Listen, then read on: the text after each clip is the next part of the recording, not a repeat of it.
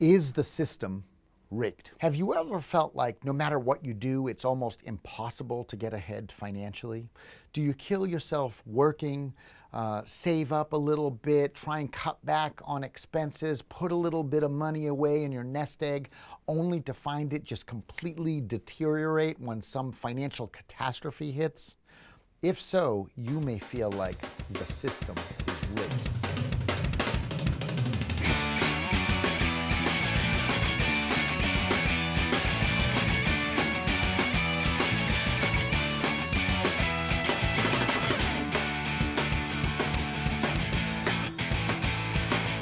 Let's define that for a minute. What exactly is the definition of the system being rigged? It's a belief that the wealthy and the powerful are manipulating our economic system somehow to benefit the elite, yet somehow disadvantage the masses.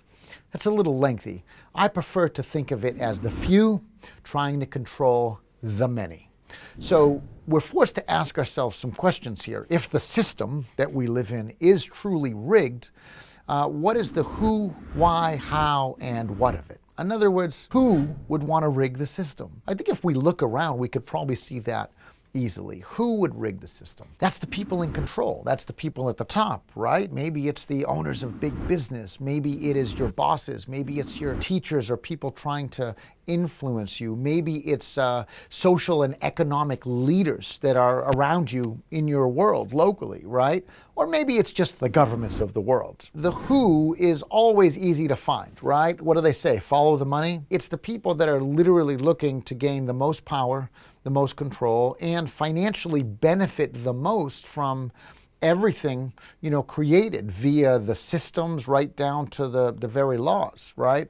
So it's probably people that you know and are aware of, and you see them on a regular basis, right? Whether it be in person or on TV. The who is always the same type of person. The why would be the next thing. Why would anyone want to rig a system? If such a thing was happening, why would you want to go through the trouble of doing that? Why? If I was a politician, I want to be elected. So I want to be able to manipulate people's decision making so that maybe they vote me into an office or a position of power. Why? So I have that power. So I'm sort of at the top of the food chain and maybe have a little bit of control over my world, which I did not have before. So I'm going to say the why is put me in power, put me in a position where I want to be. Of course, if you're a big business owner, maybe I have competition. Maybe there are other companies who do what I do and I'm in competition with them. But I would rather you buy from me than them. I would rather you fill my bank account than their bank account. I'm going to convince you to buy my products over theirs.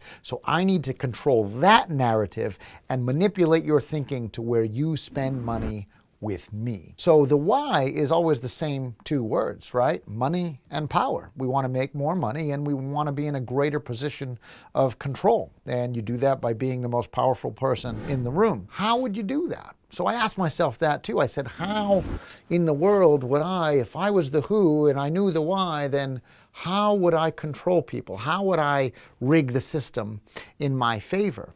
Well, that's easy. I think we can see that every day. You're just unaware of it. Maybe you're not paying attention. How I would rig the system is the way we've always done it, through fear and through comfort. You're only offering people two options when you're trying to control them, manipulate them, or sell them something. You're trying to do it through fear, or you're trying to do it through comfort. And those are the greatest motivators, fear being the greater one. I'll give you an example. If I went to the doctor and the doctor said, hey, Daniel, you better lose some weight because, your arteries are so clogged that you're running the risk of a heart attack. I need you to, slowly get a better diet together and I need you to lose a few pounds and be healthier. I'd say, okay, well, I'm going to go home and I'm going to create a diet and, we'll see where we're at my next physical. And see, that would be comfort. I'm going to do it in my comfortable way. If I go to the doctor and he says, listen, Daniel, you're going to have a heart attack and be dead in 6 weeks unless you drastically change your diet, start exercising, and lose the needed weight. Well, I'm going to go home scared out of my mind, and that fear is going to motivate me, and I'm going to just go cold turkey, and I'm going to do everything the doctor said. So fear is definitely a greater motivator. It will call you to action quicker, and unfortunately, everyone uses that today in order to manipulate your life. It's never been more blatantly obvious than it is today. And I'll point out a few details. When I was a kid, drugs were illegal. I mean, everything was like, don't do drugs. Drugs are bad. There was even this great commercial that said, this is your brain on drugs. This is your brain. This is drugs.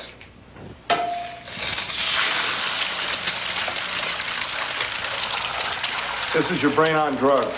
There was so much, propaganda around not doing drugs, not getting high and not doing drugs. I'll never forget that commercial, right? Our parents, our teachers, our grandparents, everyone in a position of authority was always saying, don't watch too much television. Television will melt your brain. Just don't watch so much TV. In fact, it was the opposite. It was like, go out into the world, go play, go ride your bikes, go to the park and enjoy the park with your friends. I mean, today, it is drugs are legal. Go to a dispensary and medicate yourself and you will feel good. And any ailment you have can now be cured with the damn dispensary.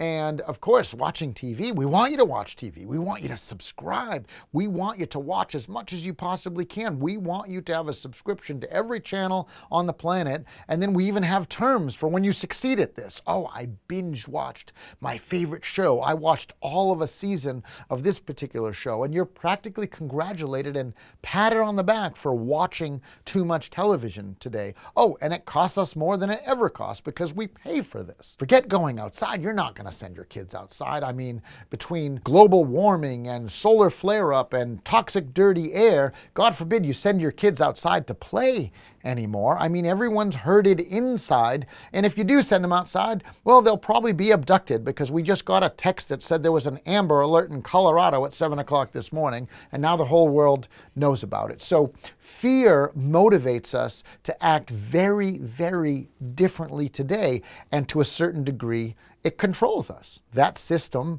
is controlling us. It's manipulating us to do something. Of course, comfort is also a big manipulator, right? We're sedated by drugs. Let's get high. People who are high are easier to control. That's been proven too, yet everyone seems to just go along with the narrative of drugs are okay today. AI is going to do all of our jobs for us. We don't need to know how to read. We don't need to know how to write. We don't need to know how to spell. We don't even need to know how to do our jobs anymore that we were trained for because AI will slowly do that for us and we don't need to do that. Add to that Uber will get you around so you don't need to know how to drive. There are prepped meals that will be delivered to your house so you don't need to know how to cook. And then of course, Amazon will supply you with everything else you will ever need at the push of a button. We have self-cleaning ovens, self-tuning engines, self-driving cars, and we are losing skills in the name of comfort. We just want to be made comfort. So everybody goes along for the ride, and when they finally wake up to it, they're depressed because they say, I didn't really learn much. I don't really know how to do anything. I don't know if the job I have will even be there in the future because that's being taken away by something that, well, we invented. We invented technology, and now we're giving our jobs away to the technology. It doesn't make any sense. So, of course, depression is at an all-time high, higher than it's ever been, especially amongst young people, because they don't know that their future feels secure anymore. But, of course, we can solve that through the comfort of therapy. And don't get me wrong, I have nothing against therapy if you need therapy, if there is truly a problem or some trauma that you have suffered. But basically, society tries to convince everyone that they just need therapy. You should just have therapy. And then people get together and they talk about their therapy and they talk about their therapist and, oh, that's your therapist. Oh, this is my therapist. And it's just become a whole social networking scene to go to therapy. We really are as dysfunctional as we have ever been. We're almost at the peak of our dysfunction right now. So how do we change this? We discussed the who, the why, how they're doing it, manipulating you through fear and comfort. But what do you do about it? Well, there's several things actually that you can do about it. The first thing is you're doing it right now. You're learning about it. Number one, recognize what's going on. If once you recognize the traps, then you can avoid them. What are the traps? We just described them, fear and comfort. When someone's trying to motivate you through fear, that's a sign right there that maybe it's something you should not do. They're just trying to control you through a narrative. When someone's trying to motivate you through comfort, you should decide what's comfortable for you. And that would be the next part of it. So recognition is the first thing. See what's truly going on and recognize the traps. And then 2, decide to make yourself valuable. See, that's the thing that makes you feel the best in life, and it's the thing that gives you the most control. If you think the people at the top didn't make a decision to be at the top and to work hard enough to get there and do everything the opposite of what everyone around them was doing, then you're absolutely wrong. They made a decision. They recognized what was going on. They decided to live, learn, interact with society on their terms, and then become and make themselves more valuable. When you make yourself more valuable, you do a couple of things. First off, you just make yourself more valuable. You are worth more financially to the businesses, people, places, even your own family. And 2 is you're becoming smarter because you're putting yourself in a position of control. That's the position you want to be in. You don't want to be a victim of a rigged system. You want to be in control. So making yourself more valuable gives you self-esteem. Doesn't mean that you feel better and above everyone else. It just means that you now know your worth and you now know what you're capable of, so you will go after that. I'm going to end with a story of a friend of mine. She was working for a company in the music business. I'm in the music industry, and she was in the music business working for a pretty, mid-level company that did millions of dollars in sales per year. And she was a salesperson for this company. And she came to me one day and she said, I'm thinking about leaving, which I thought was just, amazing because I couldn't picture anybody else in her position at the company. And she'd been there a really, really long time. And I said, why would you be thinking about leaving? And she said, well, I'd like to make more money. And I know, what I'm worth. And I'm thinking about asking my boss for a raise, but he's probably going to say no. And if he says no, I'm definitely going to leave. Like, I'm going to go elsewhere because I have other opportunities. I am moonlighting with my own businesses. I think I could do that. And I said, well, give me the scenario. Like, what's going on? How much of a raise are you looking for? And she said, well, I'd like a $50,000 a year raise. Now, we're going back 5, 6, 7 years ago. That's a lot today. But $50,000, to ask your boss for a $50,000 a year raise, I thought was pretty bold. And I said, well, how many salespeople over at your company? She said, there's 5 of us. And I said, how do you do compared to the other 4? And she said, I outperform the other 4 collectively, meaning I make more than those 4 salespeople do in a year together. And I said, really, what'd you do last year? She said, a little over 2 million. And I said, so you bring in over $2 million in sales by yourself. Those 4 salespeople collectively do not do 2 million. She said, correct. And I said, all right, here's what you're going to do. You came to ask for my advice. I'm going to tell you exactly how to get this raise, or even better. If I was your boss, I wouldn't want to lose you. I mean, I've got 5 salespeople and you are outperforming everybody and you're bringing in an excellent number. So I would want to give you what you want. I said, but if I were you, I would kind of sweeten the deal and hedge my bets a little as to getting this raise.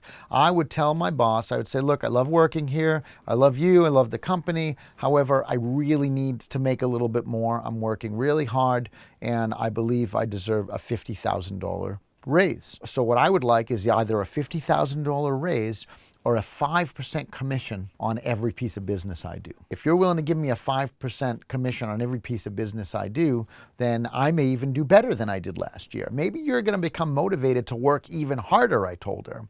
And maybe you're gonna do $3 or $4 million.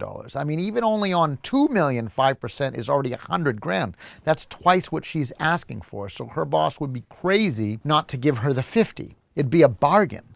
However, if I was him, I would be thinking, that 5% could be a massive motivating factor, and maybe I'll give her the 5% because she could come to the table next year and maybe double her numbers, and that would be great for the company. So she didn't think he was going to go for it, but she said, sounds okay. I'm gonna pitch it to him and see what happens, and either I'll be starting my own business or I'll have a $50,000 raise. The long and short of it is she went in and talked to him, and he gave her the $50,000 raise. Now, why did he do that? Because he was smart. He knew that that was actually saving him the most amount of money and keeping the most valuable worker he has. See, she had made herself valuable. And that's what you want to do to escape a rigged system. If you're not valuable, then you're low man on the totem pole. It doesn't matter where you're working, whether it's for a big multi-bazillion dollar company or whether you're working for, Subway making sandwiches. When you become a valuable employee, that's how you put yourself in a position of power and control, and you are much harder to manipulate. So learn to recognize what's going on around you, make a decision to live, learn, interact, and become valuable in your world, and you will see a much more profitable tomorrow. My name is Daniel F. Margasa. You are watching The Almost Criminal Millionaire. If you like and enjoy learning about the topics of money, financing, and the health and wealth of your bank account, then please like and subscribe for more.